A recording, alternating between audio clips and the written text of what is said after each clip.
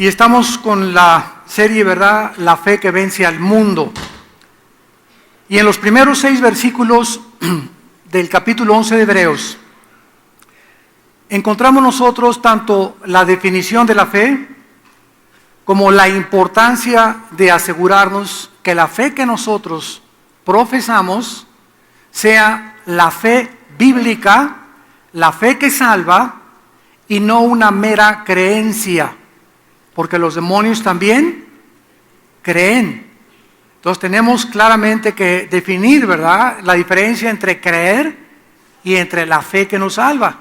Entonces cuando nosotros profundizamos y estudiamos la fe, nos damos cuenta que poco sabemos de la fe. Sobre todo cuando dice la Biblia que el justo por la fe vivirá.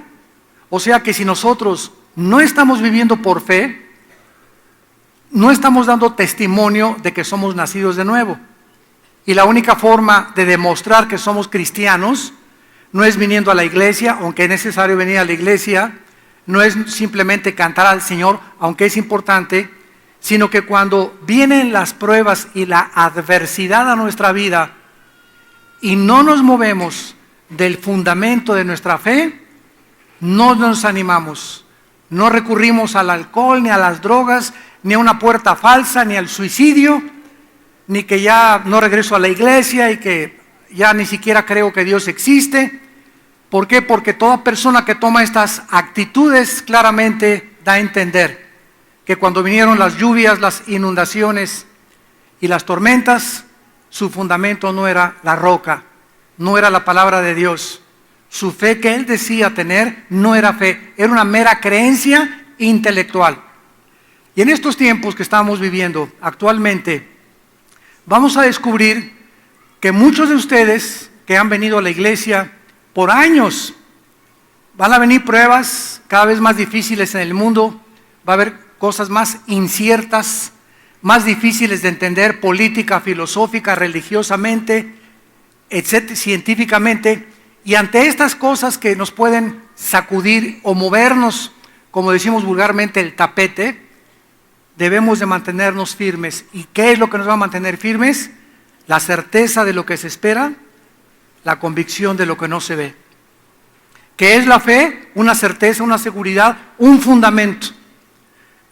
Yo sé sobre qué estoy parado, y precisamente porque estoy parado en Jesucristo y no en el ateísmo, ni en las filosofías orientales, ni en la otra religión falsa, sino que mi fundamento es Jesucristo, voy a aguantar tormentas, lluvias, y nada ni nadie jamás, ni la espada, ni la persecución, ni el hambre, ni la desnudez, me separará nunca del amor de Dios en Cristo Jesús, Señor nuestro. ¿Por qué? Porque estoy parado sobre un fundamento inconmovible. Y siendo esto tan importante, tenemos pues que examinar la vida de estos grandes hombres, héroes de la fe. Se podría llamar Hebreos 11 la galería de los héroes de la fe, para poder entender lo que el Espíritu Santo nos quiere dar, para que entendamos si la fe que tenemos es la fe bíblica, la fe que realmente nos ha salvado. Entonces la fe, dice el versículo 1 de Hebreos 11:1, es una certeza, un fundamento de algo que viene. No mañana, no pasado, tal vez en una semana, un mes o a lo mejor años. Es algo que tú estás esperando, pero estás seguro, como esa niña que iba en un tren y que pasaron por montañas, iban un par de viejitos enfrente de la niña, como de 10 años la niña, y el tren fue sacudido, cayó granizo, cayó todo, y los viejitos se agarraban unos a los otros y estaban temblando, y se va a descarrilar el tren y a lo mejor nos morimos. Y la niña subía en las montañas el tren y canta y canta alabanzas al Señor. Y cuando llegaron a la estación del tren, los viejitos, interesados en la actitud de paz y tranquilidad y seguridad de la niña, le preguntaron: oye, ¿cómo es posible que ante todas estas vicisitudes del viaje te hayas mantenido tan tranquila? Y ella les contestó: por la esperanza y la seguridad de que mis padres me estaban esperando en la estación. Entonces ella, ¿verdad?, pudo enfrentar todos estos problemas con la única esperanza de que iba a ver a sus papás esperándolo en la estación. Entonces, ¿qué es lo que nos hace a nosotros sobrevivir y atravesar este mundo de muerte y de tristeza y de lágrimas? Es Jesucristo. Bienaventurados los hombres que han esperado en Jesucristo, porque ellos serán los herederos de la vida eterna. Dios nos hizo renacer para una esperanza viva. Toda la Biblia del Nuevo Testamento encontramos que fuimos llamados a esperar, a esperar, a esperar. Y el que tiene esta esperanza, 1 Juan 3, versículo 3, se purifica a sí mismo. Si cada vez no es más santidad en tu vida, si cada vez no es un crecimiento en tu vida a la santidad, ¿cuál esperanza tienes? ¿Se acuerdan ustedes en el libro de Hechos, capítulo 4, que dice el apóstol Pedro, arrepiéntanse para que vengan tiempos de refrigerio? Bueno, la palabra arrepentirse, ¿qué significa? Cambia tu manera de pensar. En otras palabras, cada vez que nosotros cambiamos nuestra manera de pensar sobre el pecado, Dios nos refresca. Aunque aquí se refiere, ¿verdad?, a un evento profético, se puede aplicar al presente, porque los principios bíblicos tienen dos aplicaciones, pueden ser futuras o prácticas para el presente. Cada vez que nosotros cambiamos nuestra mente respecto a algo que sabemos que estaba mal y me decido no hacerlo, claro que con la fortaleza de Dios viene un refrigerio a mi vida, viene una nueva visión a mi vida, viene una nueva paz a mi vida, vienen bendiciones a mi vida, a mi matrimonio, a mi familia, a mi trabajo, a mi ministerio, porque estoy cambiando mi manera de pensar respecto al pecado. Cada vez que dejas más de robar, más de ver pornografía, eres más fiel a tu esposa, disipulas a tus hijos, lees la palabra de Dios, y cada vez que piensas que algo que estoy haciendo está mal y cambias tu manera de pensar, se llama arrepentimiento. Tiempos de refrigerio tiene Dios para nosotros. Cuando yo pude entender esta lección en Hechos 4 que Pedro estaba diciendo, dije, lo aplico a mi vida. Y de veras qué maravilloso es, ¿no?, que todos los días tenemos algo, que tenemos que cambiar nuestra manera de pensar. Ya no voy a tratar a esa persona como le he tratado, ya no le voy a contestar a mi papá como le he contestado, ya a mis sirvientes no los voy a tratar como los he estado tratando, ya no voy a robar lo que he estado robando en mi taller mecánico, ya no voy a dejar. Cada vez que dejas de hacer algo malo, Dios te refresca, Dios te aviva, Dios te da una nueva visión, una nueva energía. Y la fe no solamente es una seguridad, un fundamento de algo que viene, sino que también es una convicción. ¿Quién nos da la certeza y la seguridad de que algo viene a la vida? La palabra de Dios. La palabra de Dios es la que nos da la seguridad que las promesas que están aquí escritas van a venir a mi vida. Si Dios me dice, serás salvo tú y tu casa, no solamente me voy a sentar en el sillón de mi casa a ver la televisión, a ver Viviana y Colorina y las telenovelas. Disculpen, pero Viviana y Colorina es la última que me dijeron que existía, ya no sé ni cuáles son ahorita, ¿verdad?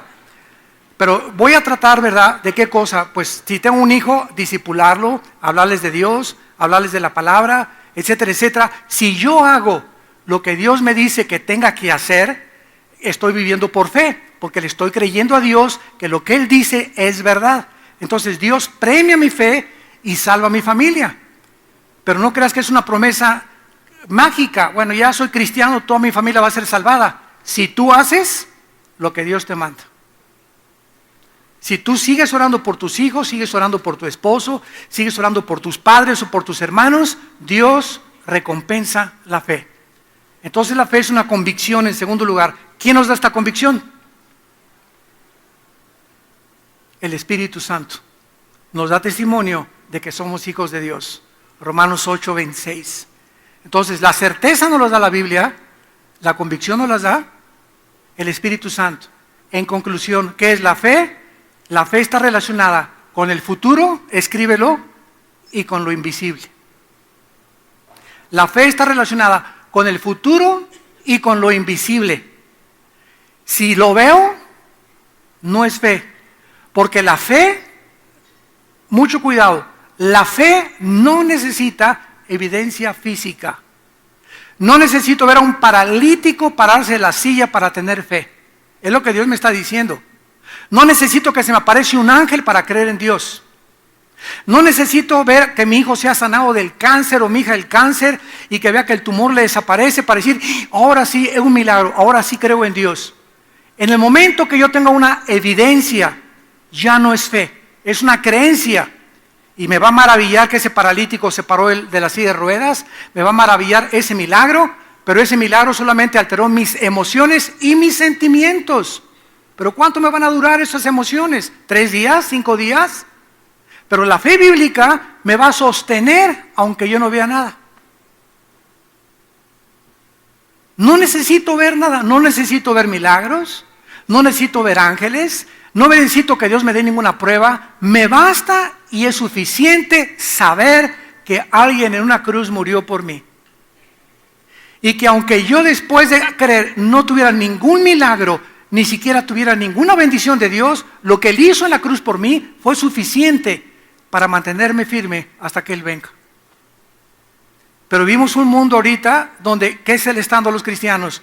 Milagros, milagros, milagros, vengan, milagros, vengan, milagros. Y es un grupo de cristianos, millones de cristianos que están siguiendo a Jesús a través de lo que ven.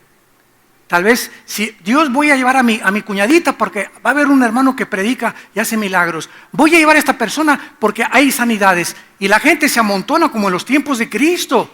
Porque la gente no busca a Cristo por lo que Él es, sino por lo que Cristo quiere hacer por ellos. Por los regalos que Dios nos tiene. No veamos los regalos, veamos al dador de los regalos y no los dones de aquel que nos bendice. Ojalá que todo esto tengan entendimiento para asimilarlo. Muy bien. Vamos a ver ahora que en Hebreos 11 hay un orden cronológico. ¿Qué quiero decir con esto? Primero es la fe de Abel, después es la fe de Enoc, después es la fe de Moisés, después es la fe de Abraham.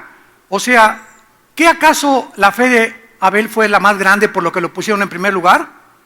No. ¿Fue la fe de Noé, que viene antes de Abraham, más grande que la de Abraham? Tampoco. Entonces, ¿por qué hay un orden de primero Abel, después Enoc, después Moisés, después Abraham, etcétera, etcétera? Este orden cronológico, vamos a ver que también sigue un orden experimental. Porque de acuerdo a Abel, hay un principio de la fe. De acuerdo a Enoc, hay otro principio de la fe. De acuerdo a Moisés, hay otro principio de la fe. De acuerdo a Abraham, hay otro principio. Entonces, cuando sumamos estos principios, nos damos cuenta que la fe tiene que comenzar siempre, siempre, siempre con el principio espiritual que vamos a ver en la vida de Abel. Muy bien, dice el versículo 4, por la fe Abel, Hebreos 11:4, ofreció a Dios más excelente sacrificio que Caín, por lo cual alcanzó testimonio de que era justo, dando testimonio sus ofrendas, y muerto aún habla por ella. Muy bien, vemos nosotros en primer lugar que para que nosotros podamos realmente decir, creo realmente en Dios, y que esa creencia no es intelectual, sino que es una creencia que brota de que yo nací de nuevo, tengo que dar un testimonio al mundo. Si tú dices que tienes fe y yo tengo obras, y tú tienes fe y no tienes obras, ¿sabes una cosa? Que tu fe es la de los demonios. Dice Santiago 2. Entonces, ahí está la cuestión de que la fe sin obras es muerta. No significa que las obras nos van a salvar, como lo han malinterpretado muchas sectas, y que somos salvados por la fe más las obras. Eso creen también los que creen que se pierde la salvación. Cuando te encuentras una persona que cree que la salvación se pierde, te dice lo siguiente: bueno, yo por gracia fui salvo, pero ¿sabes una cosa? Dios me dejó para que de ahí en adelante me portara bien, y si me porto mal, pierdo mi salvación, o tal vez algún día yo pueda renegar de Dios y decir, ya no quiero ser salvo y me voy al infierno. Bueno, si Dios hubiera dejado que nosotros por nuestras fuerzas nos mantuviéramos de pie, ninguno estaríamos de pie al final. Pero Dios nos dice, te haré entender y te sostendré hasta el final de tu vida. Fiel es el que os llamó, el que también hará. Y el que comenzó la buena obra, la terminará hasta el día de Jesucristo. Entonces Dios no nos salva, ¿verdad? La fe más las obras igual a la salvación. Es por gracia. Cuando yo llegue al cielo no va a haber nada que me pueda jactar o ningún mérito para que Dios me acepte. Bueno, Señor, me dice Pedro, ¿por qué vas a entrar aquí al cielo, hermano? Bueno, Pedro, por la gracia de Dios, pero me porté bien. Una patada y va para abajo. Cero obras. Cero obras. La fe es la certeza de lo que se espera. Y por gracia somos salvos por medio de la fe, no por obras. Y cuando decimos que se pierde la salvación, si yo hago malas obras, entonces estoy agregándole obras al sacrificio de Cristo. Y la pregunta de los 64,000 pesos es la siguiente: ¿por cuántos pecados murió Cristo en la cruz?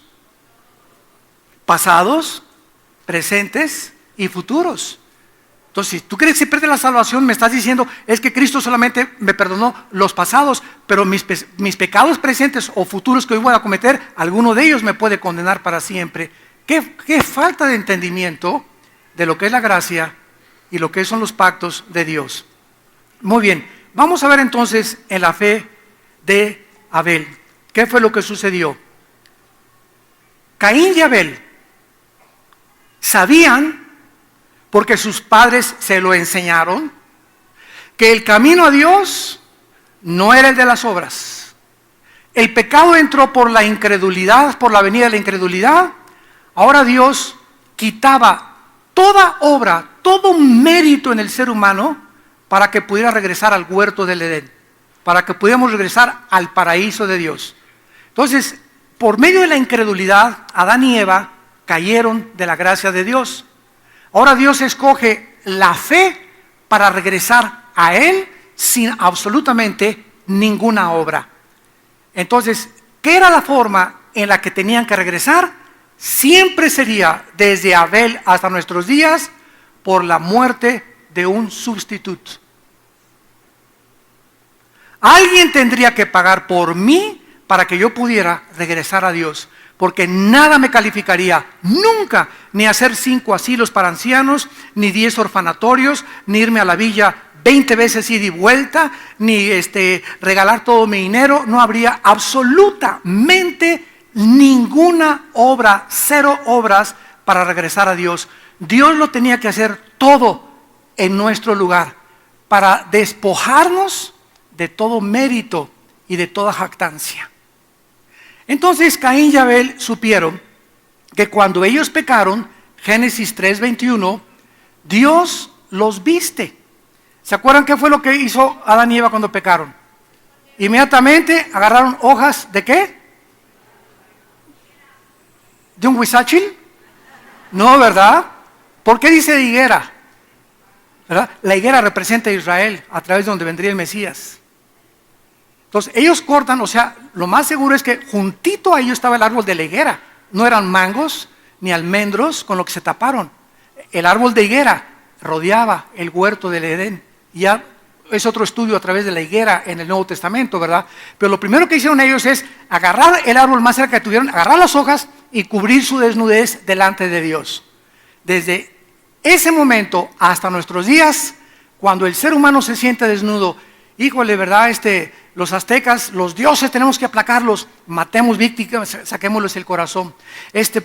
Una religión para poder taparnos. Todas las religiones son hojas de higuera. Porque estamos nosotros queriendo tapar nuestra desnudez espiritual delante de Dios.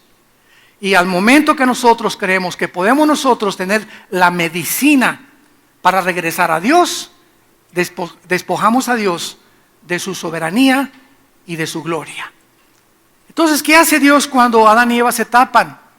Inmediatamente, Génesis 3:21, mata Dios un animal. Por primera vez en la historia hay derramamiento de sangre. Hebreos 9:22, y sin derramamiento de sangre no hay remisión de pecados. Por favor, Levítico 17:11, cuando coman carne, sáquenle la sangre, le dice Dios a Israel, porque la vida de la carne está en la sangre. La palabra vida es nepesh, que es alma. El alma humana se encuentra en la sangre. El alma humana se encuentra en la sangre. La vida humana, la vida del cuerpo, se encuentra en la sangre. Antes que se descubriera la circulación de la sangre, la Biblia ya establecía que la vida de la carne estaba en la sangre. Y esta es la razón porque cuando Cristo muere en la cruz, ¿qué derrama? Su vida.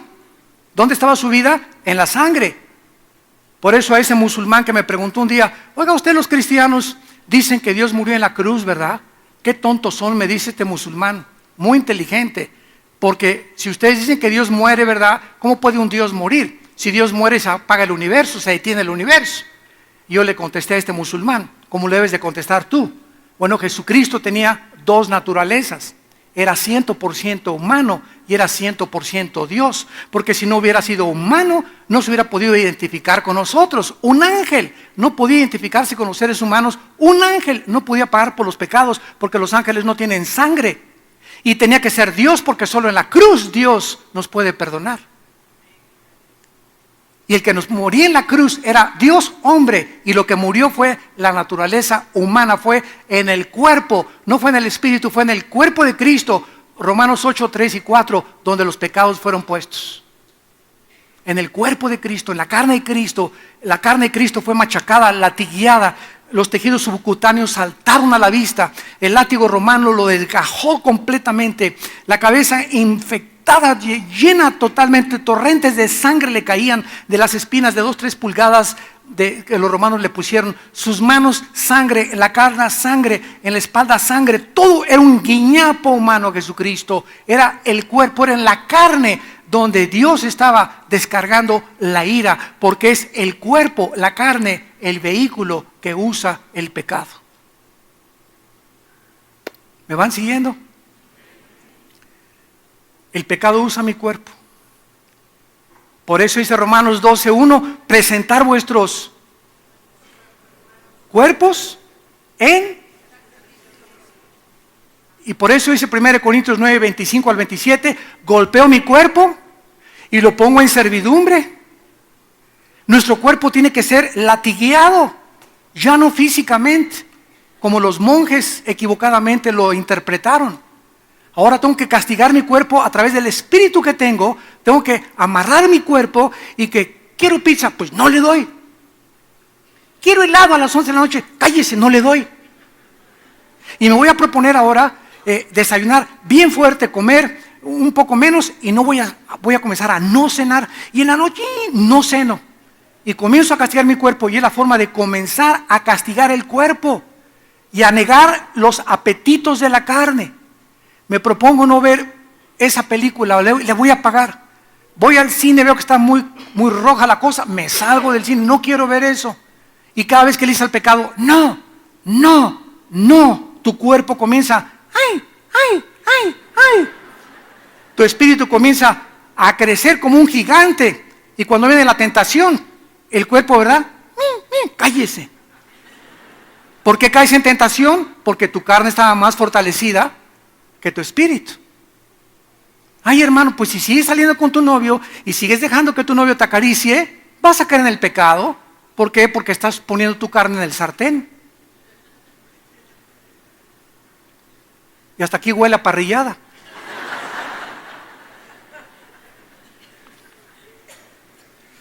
Muy bien, entonces, esta sangre que Dios derrama en el primer animal, y Dios les quita las hojas de higuera, Adán y Eva, y les dice Dios, todo esto es un principio espiritual.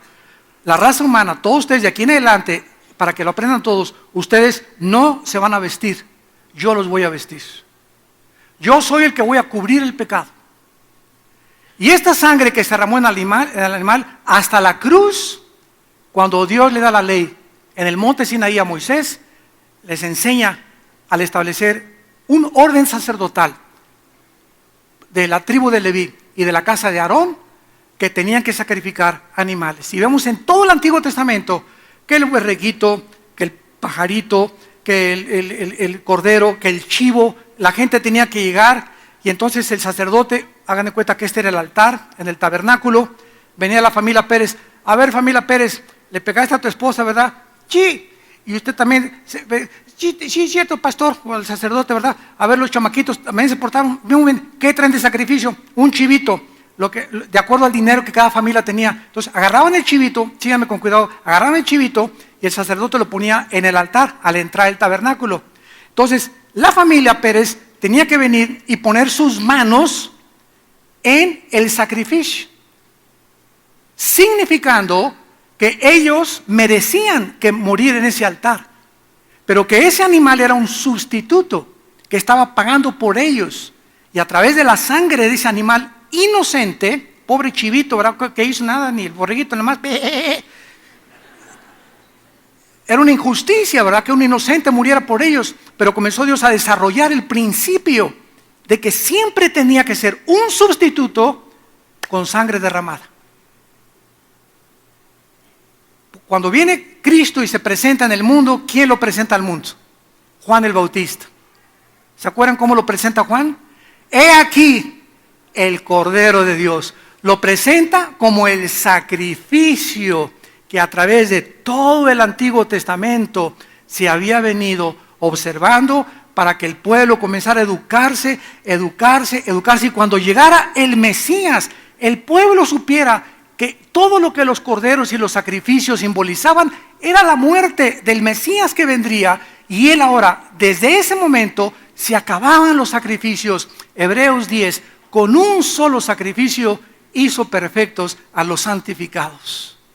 Ya no habría necesidad de matar chivos, ni de rodillas, ni ofrecerle pan de muerto, ni ofrecerle donas de la tía Rosa, no había necesidad ya absolutamente nada que nosotros hiciéramos. El hombre dice, tenemos que hacer, y el mensaje de la Biblia es, ya está hecho. En la cruz. Ya está hecho. Todo lo que tenía Dios que hacer, ya lo hizo en la cruz. ¿Qué cosa es la misa?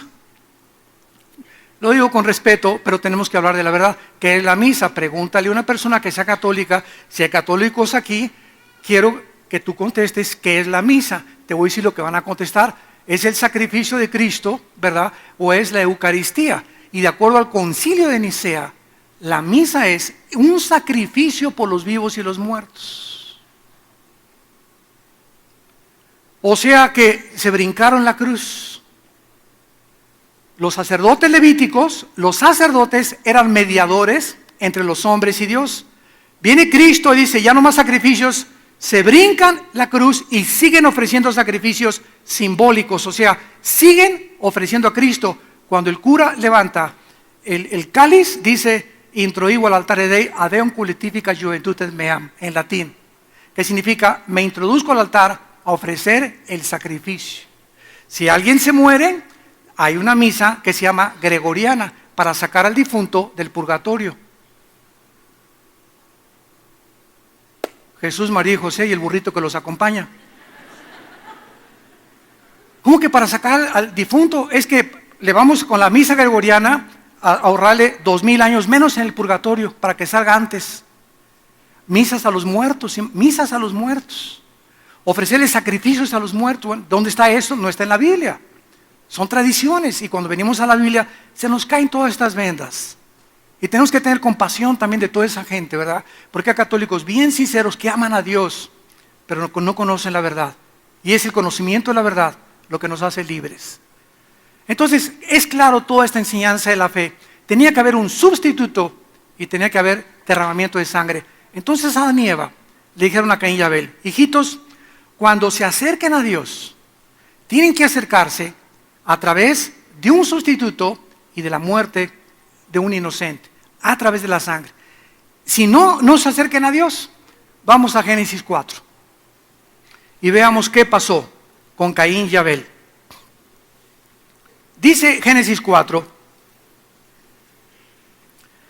versículo 3 en adelante, y aconteció, andando el tiempo, que Caín trajo del fruto de la tierra una ofrenda a Jehová, o sea, el fruto del sudor de su frente, el fruto de su trabajo, el fruto de su sudor el fruto de sus obras, el fruto de la tierra.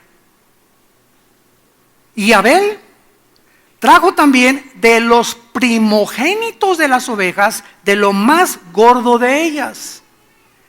Y miró Jehová con agrado a Abel y a su ofrenda, pero no miró con agrado a Caín y a la ofrenda suya. Y entonces la consecuencia fue que cuando Caín se quiso acercar a Dios, al Santo de Israel, habiendo él establecido la forma como nos acercáramos a él, y habiendo acercado a Caín de acuerdo a lo que él creía que era, no es que es el fruto de mi trabajo, Dios le dice a Caín, no quiero tu ofrenda, y acepta la ofrenda de Abel, porque Abel trajo la ofrenda que Dios pidió desde el principio que le trajeran. Un sustituto, un animal inocente, la muerte de un animal.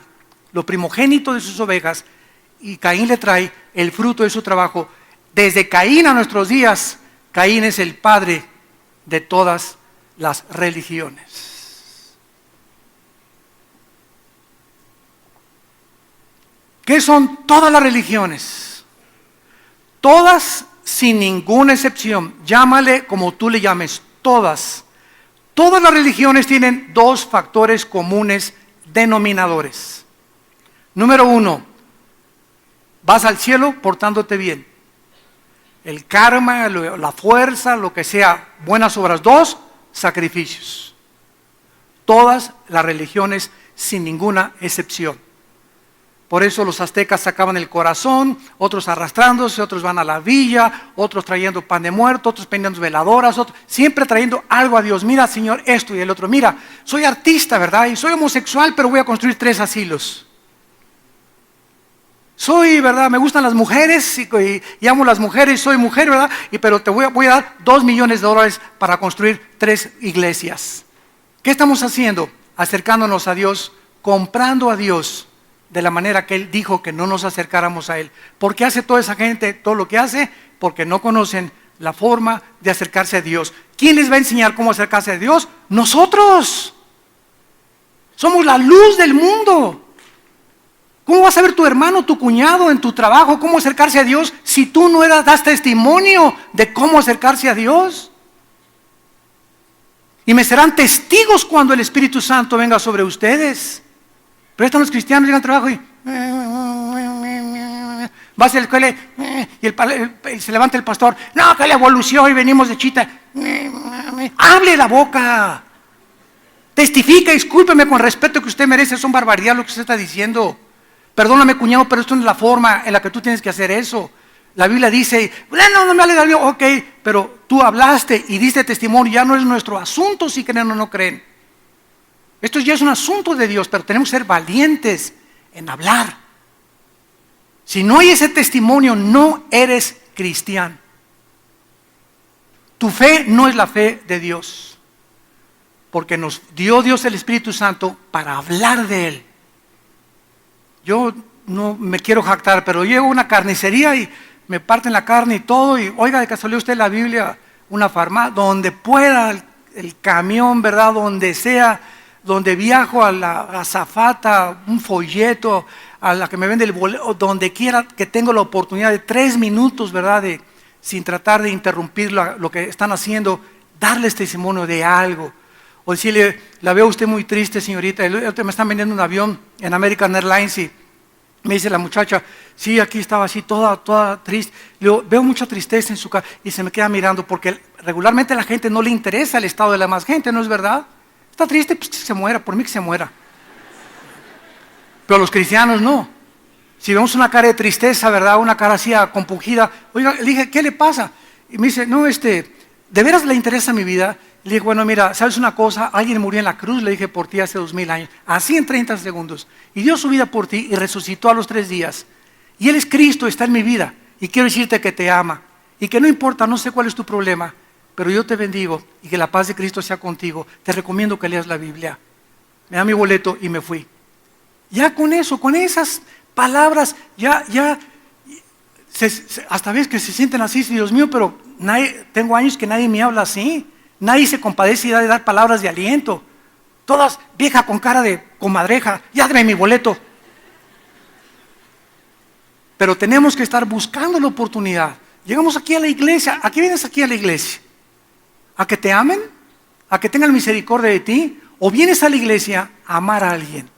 ¿Cuántos de ustedes vienen aquí a la iglesia y te sientas ahí, la de atrás tiene cara así, ¿verdad? Que se está muriendo la señora ya. O otro como tiene cara así, ¿verdad? Que cuidado que le digas algo porque te va ahorita a surtir. Y te puedes acercar, ¿verdad? Oye, ¿me permiso orar por ti? Doña Chole, la veo usted medio triste. ¿Qué le pasa, viejita? ¿Por qué está usted triste? Cada vez que nosotros extendemos nuestras manos a alguien para bendecirlo, Dios nos bendice 100 veces más. Hoy, ¿a quién has bendecido? Yo al acabar ahorita el servicio trato de pasarme 10, 15 minutos con la gente. No puedo darles consejería porque no me van a dar consejería, pero abrazarlos, tocarles la mano, orar por ellos si puedo. Decirles que Dios les ama, que si quieren consejerías, aquí están los pastores entre semana, tenemos una oficina aquí para dar consejería toda la semana, pero la gente quiere que alguien se acerque.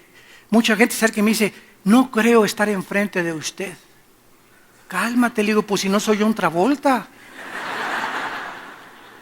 Y mucha gente, o sea, nos ven así, ¿verdad? Pero exaltados, ya bajó el santo de su pedestal, ¿verdad? Y aquí está el hermano pastor. No puedo creer que lo esté abrazando, hermano. Le digo, hermana, yo soy igual que usted de pecador, igual que usted de perdonado. Usted puede ser mi mamá, mi hermana, ¿verdad? Adore a Dios. Adore a Dios. No hagan de nosotros un pedestal.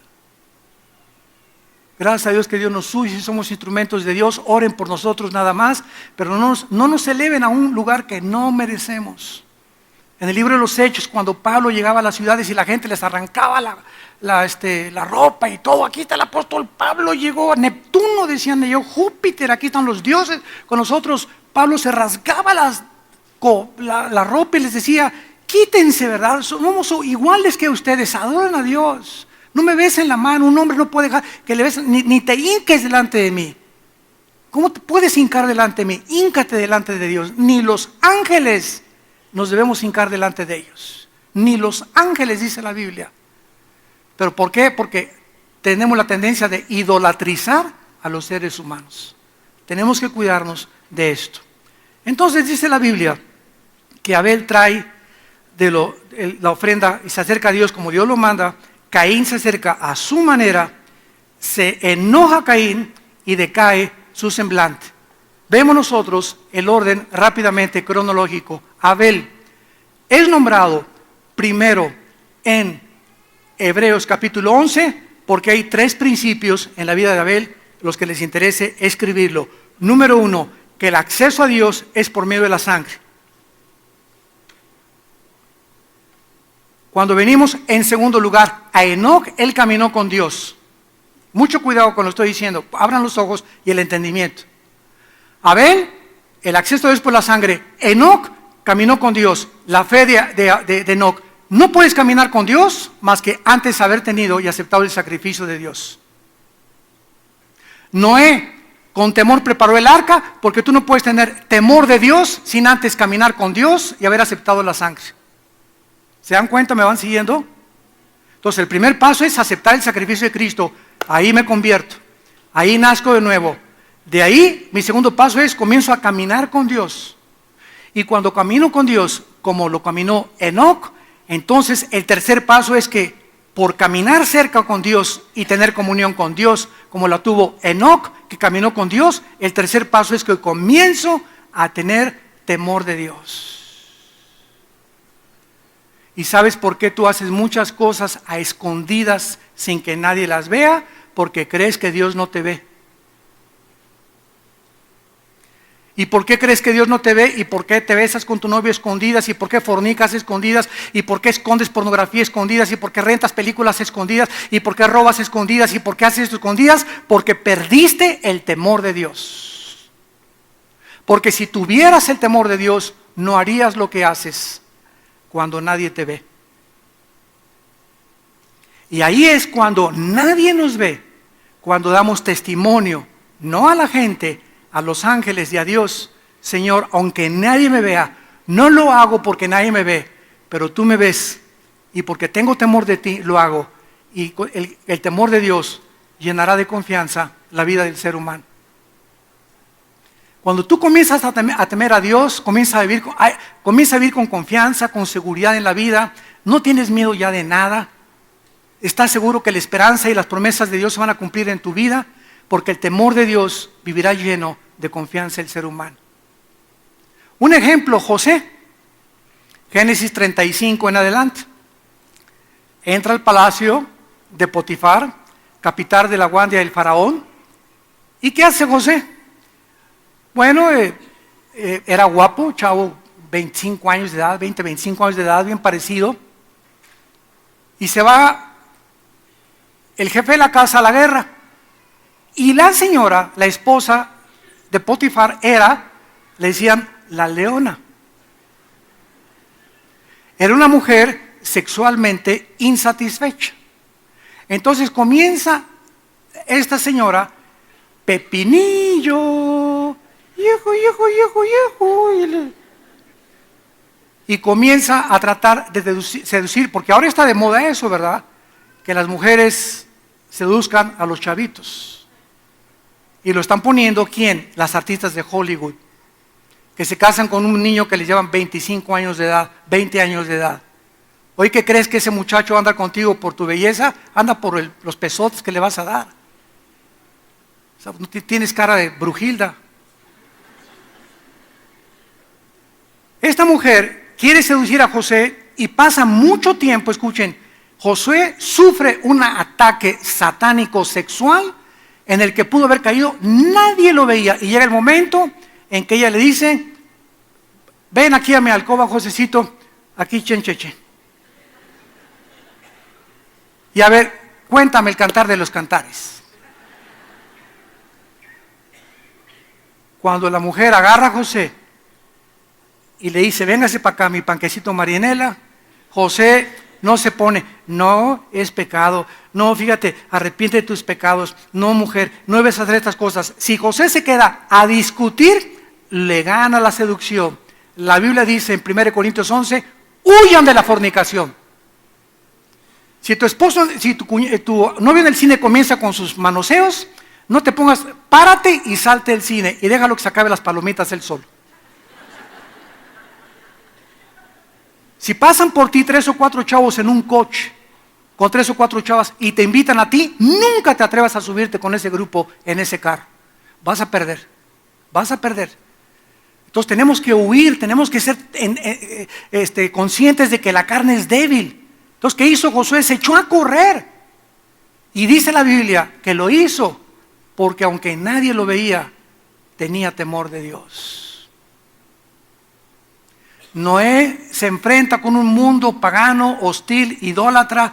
¡Ja, ja, ja! Está construyendo un barco. Nunca ha llovido. Está loco este señor. Y además el mar está como a 50 kilómetros de distancia. ¿En qué se va a llevar qué la arena lo va a transportar? Él estaba haciendo cosas que no se veían. La fe es la convicción de lo que no se ve. Pero él sabía que la promesa de Dios, que el juicio iba a venir, iba a caer. Y con temor preparó el arca en que su casa se salvase. Si yo no tengo temor, no tengo esperanza que mi familia se salve. Otra vez, si yo no tengo temor de Dios, no tengo la garantía ni la promesa de Dios que mi casa se salve. Pero si yo vivo en santidad y me sacrifico por mis hijos y por mi familia, Dios me promete, voy a salvar a tu familia. Y aunque cualquiera de ellos de tu familia ande mal, o tu hijo ande mal, o tu hija mal, yo lo voy a tocar. ¿Por qué? Porque tengo un pacto contigo, me dice Dios. Y mi pacto es que tú y tu casa serán salvados y la generación de los justos será bendita. Gloria a Dios. Vemos pues entonces, ¿verdad?, los 3 principios cronológicos que nos presentan un orden experimental. El acceso a Dios por medio de Abel. Además, después de que nosotros aceptamos el sacrificio de Dios, Romanos 5:1. Justificados por la fe, tenemos paz de Dios. No, no dice eso. Paz con Dios. Cuando Cristo entra a tu vida, dejas de ser enemigo de Dios.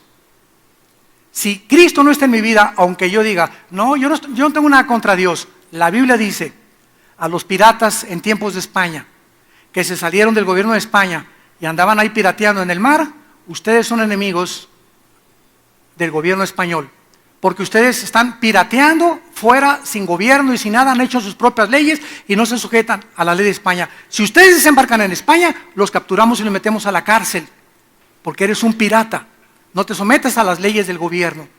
Y así tú puedes andas en el mar como pirata ahorita, y el único gobierno es el gobierno del cielo. Y si no nos sometemos al gobierno del cielo, eres un pirata, eres enemigo de Dios. Y hasta que no regresas al gobierno de Dios y te rindes a Dios, no tienes la paz con Dios. Dios no te puede perdonar. Justificados por la fe, tenemos paz para con Dios por medio de Jesucristo. Y en tercer lugar, tenemos la adoración a Dios. No puedo adorar a Dios sin antes aceptar la manera como Él dijo que me acercara. Número 2, sin antes tener paz y sin caminar con Dios. No puedo decirle, Señor, santo, santo, santo, si tengo una semana sin leer la Biblia. Santo, santo, santo, Señor omnipotente, chillo, Señor, sí, y sana a mi hijo, Padre Santo, y cuida a mi esposo, pero ni leo la Biblia, ni oro. Entonces mi fe es la fe de los demonios. Vengo y chillo y me toca la canción porque los sentimientos son alterados por la música, pero no estoy haciendo lo que Dios me dice. Y si no hago lo que Dios me dice, mi fe no es fe. Y sin fe es imposible agradar a Dios. Padre, te damos gracias por tu palabra en esta tarde. Te damos gracias, Señor, por volver a recordarnos el camino de regreso a ti. Eres tú el que has determinado la forma en la que el ser humano se acerque a ti, a través de la muerte de tu Hijo Jesucristo y de la vida que Él derramó en esa cruz. Cualquier otro sistema de pensamiento en el mundo, cualquier otro camino inventado por los hombres, que no sea la cruz, es enemistad contra Dios. Es un camino de religiosidad y de legalismos, porque es inventado a la manera que nosotros creemos que tú nos puedes aceptar. Pero no somos nosotros los que determinamos la manera de acercarnos a ti, sino tú. Y ese camino lo dejaste claramente marcado en una cruz. Jesús, te damos las gracias por tu muerte en nuestro lugar. Tú fuiste nuestro sustituto.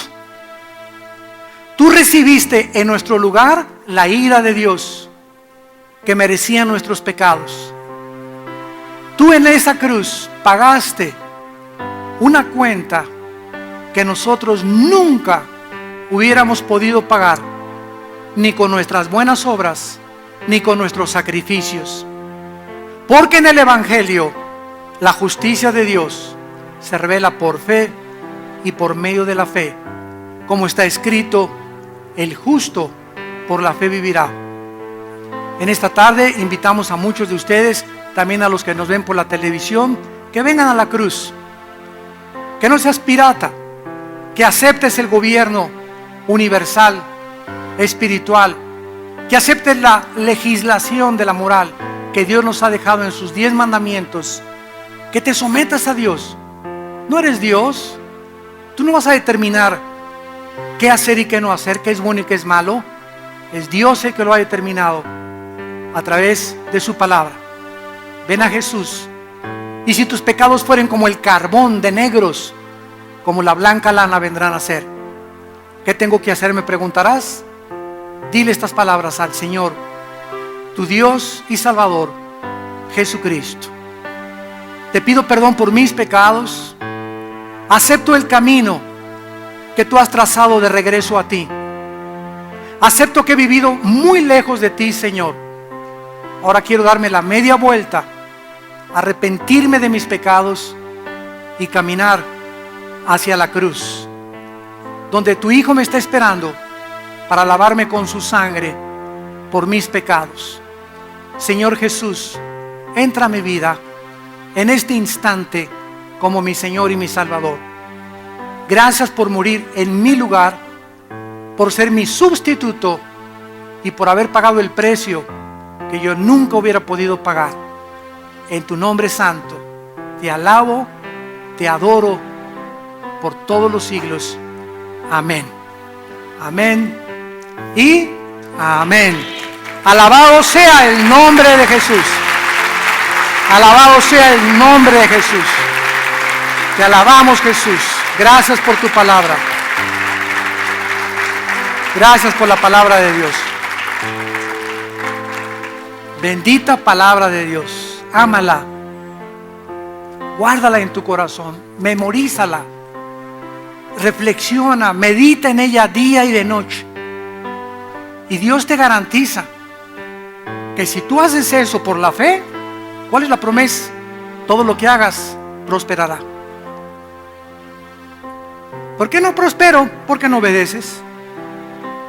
La meditas día y noche, nada más a las 12 de la noche, nada más a las 12 del día, cuando me levanto y no tengo mucho sueño, antes de acostarme. Bueno, entonces haz tu Biblia. Aquí dice de día y de noche. Josué 1, 8 y 9. Y si tú de día y de noche estás en este libro y la lees y la memorizas y meditas, todo lo que hagas, yo te lo prometo, va a prosperar. El que no dio su vida por nosotros, ¿cómo no nos dará todas las cosas si su vida no las regaló? Todos ustedes que en esta tarde han invitado a Cristo por primera vez, nos gustaría bendecirlos, saludarlos. Y si tú hiciste esta oración invitando a Cristo por primera vez, ahí desde tu lugar, ponte de pie en esta mañana. Párense los que hicieron esta oración invitando a Jesús por primera vez. Gracias, Dios te bendiga, señorita. ¿Alguien más? ¿Alguien más? ¿Alguien más?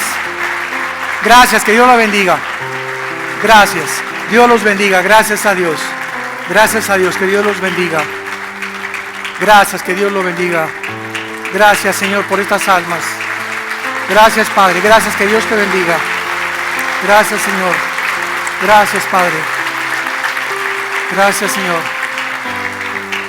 Nos ponemos de pie. Recibe esta bendición con todo tu corazón. Ábrele tu corazón a Dios. Dios bendice tu vida. Dios bendiga tu matrimonio. Dios bendiga a tus hijos. Dios bendiga a tus padres. Dios bendiga a tus animales domésticos. Dios te guarde y te proteja de todo mal cuando andes en la calle. Dios te traiga de regreso sano y salvo a tu casa. Dios conceda las peticiones de tu corazón.